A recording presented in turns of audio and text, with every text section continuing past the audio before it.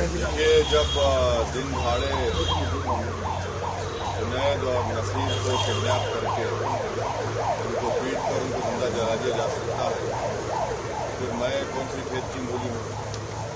और जो भी ये कर रहे हैं उनके हौसले इसलिए बुलंद हो रहे हैं कि उनको मालूम कि आइडियोलॉजिकली उनकी पार्टी सत्ता में है, और इसलिए चाहे जुनैद हो, नसीर हो, या जहाँ कहीं जिस तरह से दलितों को, आदिवासियों को होता है, असदुद्दीन ओवैसी एमपी जरूर है, मगर उनके हौसले बुलंद हैं। वो लोग रेडिकलाइज हो चुके हैं और उनको लगता है कि वायलेंस के जरिए से वो अपने एजेंडे को मुकम्मल कर सकते हैं। तो ये चौथी मरतबा मेरे घर पर हमला हुआ है, और आप देख रहे हैं कि 10 कदम के फासले पर दिल्ली पुलिस का हेडक्वार्टर है, और ये बाजू ECI हाई सिक्योरिटी जोन, इतने कैमराज हैं। मगर कल 12:30 बजे DGP साहब आए थे, उनको ही बोले कि आप देख लीजिए, अपने कैमराज को देख लीजिए, निकाल लीजिए उनको। ये हर बार हमसे होता है। पिछले बार पिछली गेट से हम स्पीकर साहब इजाज़त लेकर पिछली गेट का परमिशन बुलाए, क्योंकि एक बार अंदर घुसकर हमारे जो डोमेस्टिक हेल्पर हैं, जो 50-60 साल से यहाँ हमारे राजू लाल को उन्होंने पीटा था, वहाँ पर जाकर उन्होंने यूपी इलेक्शन के दौरान में लाइव टेलीकास्ट फेसबुक पर पत्थर मारे। अब ये हो रहा है। तो मुझे लगता है कि हम लोग और आप न्यू इंडिया देख रहे हैं। सर, किस पर शक है, कौन लोग हो सकते हैं? मुझे नहीं मालूम कौन लोग हो सकते हैं। यकीनन ये वही लोग हो सकते हैं जो नाथुराम गोडसे की आइडियोलॉजी को मानते हैं, जो वायलेंस पर भरोसा रखते हैं, जो रूल ऑफ लॉ और संविधान को ख़त्म करना चाहते हैं और नफरत को आम करना चाहते हैं। यही लोग हो सकते हैं। मगर इंडिविजुअली कौन है मैं नहीं जानता। जितने CCTV कैमराज हैं, आप लोग अपने रिलायबल सोर्सेस का इस्तेमाल करिए ना, आपके पास कम से कम शिकायत दी गई है सर। अब ये तीसरा सवाल है। हाँ सर, तो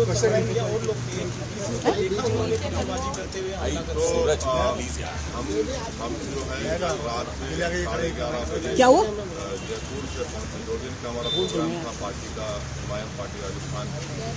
जब पीटीआई नीचे करो, चले गए, पीटीआई नीचे करो यार माइक।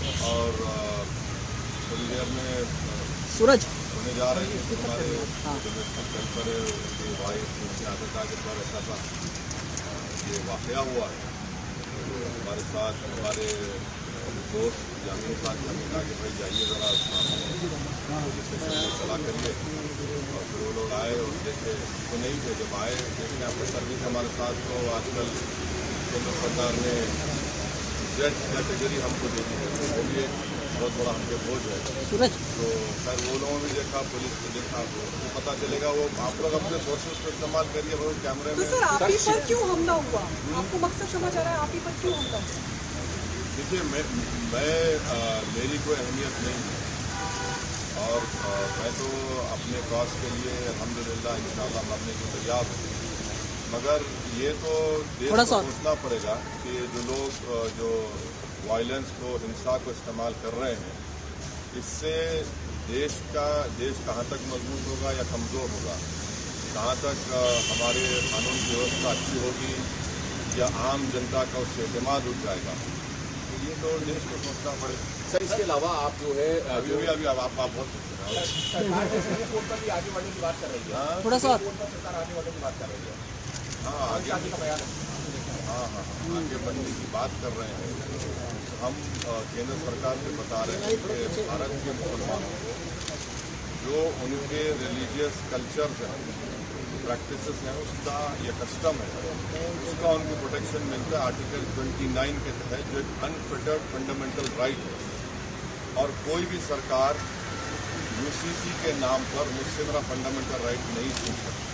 सर, नासिर जो है बड़े मामले में आप गए भी हैं, राजस्थान भी गए, तब अपने बयानों में लेकिन इसमें बच्चे के बारे में नहीं करा। आपको गलत फहमी है। और आप ही के मीडिया के लोग ने कल हमसे सवाल किया था, हमने उसका गलत हुआ, क्यों नहीं होना चाहिए? दो गलतियां मिलकर एक सही तो नहीं हो सकता। आप परिवार से मिलेंगे क्योंकि आपने जो जुनैद है नासिर है उसके परिवार से भी आपने आप मुलाकात करवा दीजिए, कम से कम फोन से बात करवा दीजिए, हम बात कर लेंगे।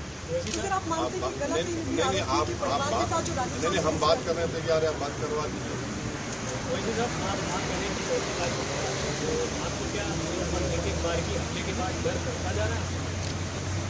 सर देखिए, इंसान जब दुनिया में आप और हम आते हैं ना, तो हर एक को दुनिया को जाना है, कोई यहाँ पर रहने वाला नहीं है। और मेरे लिए तो मौत खुद एक नई जिंदगी होगी मेरे लिए, कि जब हम अपनी कब्र में जाते हैं तो उसमें बहुत सी चीज़ें होती हैं, और मेरे को जाना है। डर किस बात का? डर अगर डर है तो राजनीति नहीं करनी चाहिए। मोदी इरा में पॉलिटिक्स नहीं करनी चाहिए, तो डरता है। पिछली बार जो देखी गई घटना हुई थी, मुझे नहीं मालूम ठाकुर वाला भी। हाँ, आप सही कह रहे हैं कि जब हमारे घर पर पीछे से हमला हुआ था, लोग लाइव किए थे, इसके थोड़े ही दिन के बाद ठाकुर ने हमारी गाड़ी पर गोली चलाई। अब ये जो वाकया हुआ है, मुझे नहीं मालूम कौन इन्वॉल्व है, तो कोई आपको बेहतर बता सकती है CCTV कैमरा देखकर। मगर यहाँ के कमिश्नर पुलिस को और केंद्र सरकार को देखना है कि अगर एक MP के घर पर ऐसा हो रहा है, क्या कर सकता है? नहीं, मेरे पास CCTV नहीं है, जो रोड पर है। अब ठीक है। ये नहीं, थोड़ा सा डाउन कर लो यार, ज्यादा ही ऊपर होता है। आप कहते हैं ये लोग रेडिकलाइज हैं, तो कौन लोग रेडिकलाइज हैं? किसने रेडिकलाइज? माइक सब लोग नीचे करो यार। ना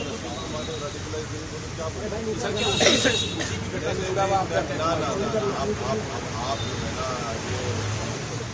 मुझे नहीं मालूम, पर आप रेडिकलाइजेशन का आप सवाल कर रहे हैं, तो यकीन ये लोग रेडिकलाइज हैं, तो मार रहे हैं।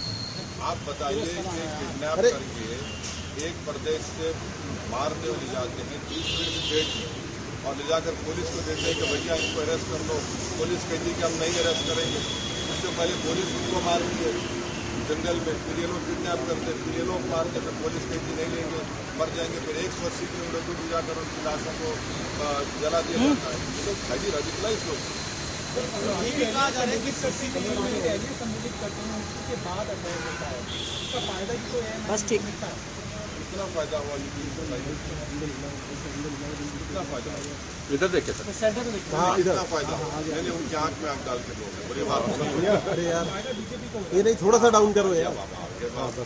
हमको फायदा हो जाता है, कभी उनको फायदा हो जाता है, क्योंकि वो कहता है कि भाई ये तो ऐसा, हम जब तक जिंदा हमको अल्लाह रखेगा, ये सवाल हमसे पूछा जाता रहेगा, फायदा किसको हो रहा है? भाई हमको फायदा क्या हो रहा है?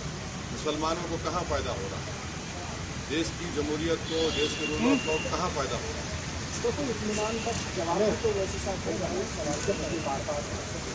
मुझे किसी को इत्मीनान दिलाने की जरूरत नहीं।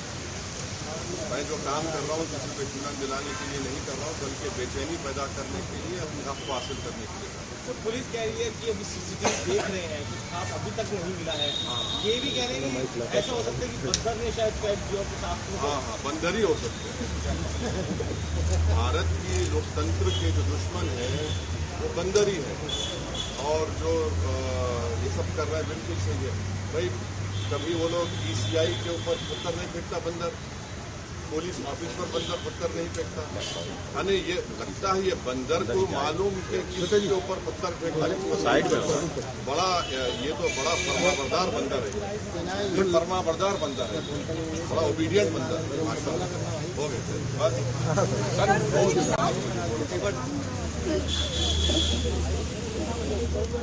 प्रधानमंत्री का सर, दरअसल प्रधानमंत्री कांग्रेस के प्रवक्ता वो ब्रीफ कर रहे थे, तो उस दौरान उन्होंने उनके पिता के उसको लेकर मजाक उड़ाया, पिता के नाम को लेकर दामोदर मोदी या फिर राजनीति आप वो भी करेंगे, प्रधानमंत्री को डिफेंस करिए, कर करिए, बेखौफ होकर करिए, मगर किसी भी फैमिली पर मत जाइए, चाहे वो प्रधानमंत्री की फैमिली हो या कांग्रेस के नेताओं की फैमिली हो या किसी भी नेता की फैमिली को क्यों लेकर आते हैं? फैमिली को क्या कर रहे हैं? गलत है, किसी फैमिली को क्यों लेकर आते हैं? आपको एख्तियार ही नहीं है। यानी इस तरह से आप अटैक करेंगे फैमिली के ऊपर, तो ये आपका फ्रस्ट्रेशन जाहिर होता है, और आप जिस मुद्दे पर क्रिटिसाइज कर रहे हैं वो हाइडेनबर्ग पर, वो पीछे हो जाता है और आप लोगों को मौका मिल जाता है। सर बागेश्वर बाबा बार-बार हिंदू राष्ट्र के निर्माण करते हैं। आप आप कैसे देखते हैं, क्योंकि वो बार-बार ये कह रहे हैं कि सबके अंदर सनातनी खून है, तो भारत हिंदू राष्ट्र क्यों नहीं है? मैडम आपका नंबर मिल गया शायद उनको, ऐसा लग रहा है, मुझे नहीं मालूम, मुझे नॉलेज ऑफ अनसीन नहीं है। श्वेता जी, आपको लगता है कि भारत नहीं हिंदू मुझे राष्ट्र होना चाहिए? नहीं, अगर ये लोग बीजेपी के स्पोक्सपर्सन बन गए हैं तो फिर सीरियस लेना पड़ेगा। बीजेपी को कहना चाहिए कि ये हमारे स्पोक्सपर्सन है और ये लोग जो बोलते हैं हम कर देते हैं, तो फिर हम बराबर रिएक्शन देंगे। सर, एक लास्ट जेएनयू में जो विवाद हो रहा है, सर जेएनयू में जो हंगामा हुआ कल, शिवाजी महाराज की जो तस्वीर लगाई थी एबीवीपी के छात्रों ने, उसको लेफ्ट विंग के, ऐसा एबीवीपी दावा करे कि लेफ्ट विंग के जो छात्र थे उन्होंने नहीं उसका अपमान किया। मुझे नहीं मालूम कौन किया, मगर जहाँ तक छत्रपति शिवाजी का सवाल है, वो कभी भी मुसलमानों के खिलाफ नहीं थे, और अगर किसी को हिस्ट्री पढ़ा है तो ये बात कहेगा। छत्रपति शिवाजी के जो दादा थे वो मलिक अंबर की फौज में थे, बल्कि जनरल थे, और वो एक बहुत बड़े सूफी को मानते थे। और जब शिवाजी आगरा की किले से औरंगजेब के हिरासत से उनके साथ भागे, उनके साथ कौन था? मुसलमान था। शिवाजी की नेवी चीफ कौन था? उसमें कई चीफ मुसलमान था। सूरज शिवाजी के जनरल में कई मुसलमान थे। तो ये लड़ाई उस वक्त मुगल बादशाह और छत्रपति शिवाजी के दरमियान में थी, मगर आप बाज लोग जो है उनको इस तरह से ले जाकर छत्रपति शिवाजी की तौहीन कर रहे हैं। वो तो वो जो कल्याण के नवाब की जो वाइफ उनको वॉर में आई, तो उन्होंने बड़ी इज्जत के साथ बगैर उसको कोई हाथ लगाए तो तकलीफ पहुंचे वापस पहुंचाए। तो छत्रपति शिवाजी की लाइफ को पढ़ने की जरूरत है, मगर अब जो लोग जिंदगी भर नफरत की बात करते हैं, हिंदू मुस्लिम की, हिंदू राष्ट्र की, ये सब बकवास करते हैं, तो वो तो हर बड़े बड़े आइकॉन को हड़पने की कोशिश कर रहे हैं। अब जो कुछ जेएनयू में हुआ पुलिस